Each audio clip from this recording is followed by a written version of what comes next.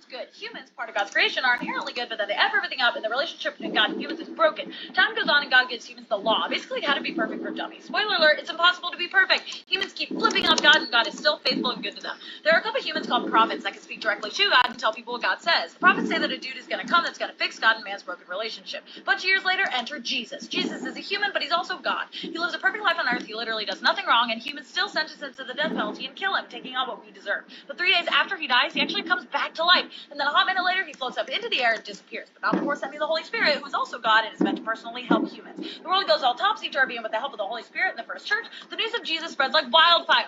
People were getting killed and tortured for saying this stuff, but they kept telling everyone, and we're still telling people today. Finally, God promises to return to earth again, but this time it's going to be absolutely lit, and all evil will finally be punished for being the absolute worst. The end.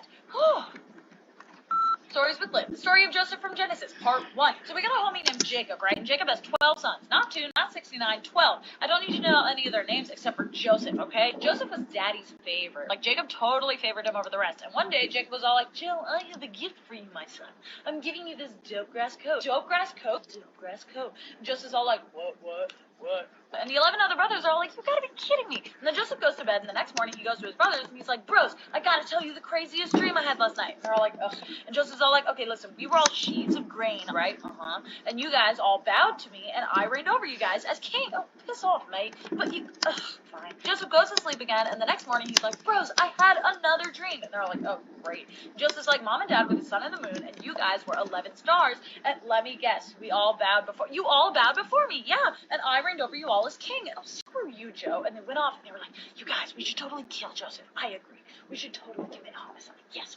Part 2 is Bible Stories with Liv. The story of Joseph, part 2. So Joseph's brothers just decided to absolutely ice Joseph. And they were plotting his murder like, you guys, what if we kill him and then we yeet his body into a pit? Genius. God tier. Big facts, bro. But one of the brothers named Reuben secretly cared about Joseph, and he didn't want him dead. So Reuben was like, you guys, hear me out. What if we, didn't kill him? And the brothers are like, bro, that's like the whole point, though. And Reuben's like, see, I get that, but what if we chuck him into a pit and we leave him for animals to kill him, so then we don't have to? And they're like, oh, now you're talking. Nice one, Reuben.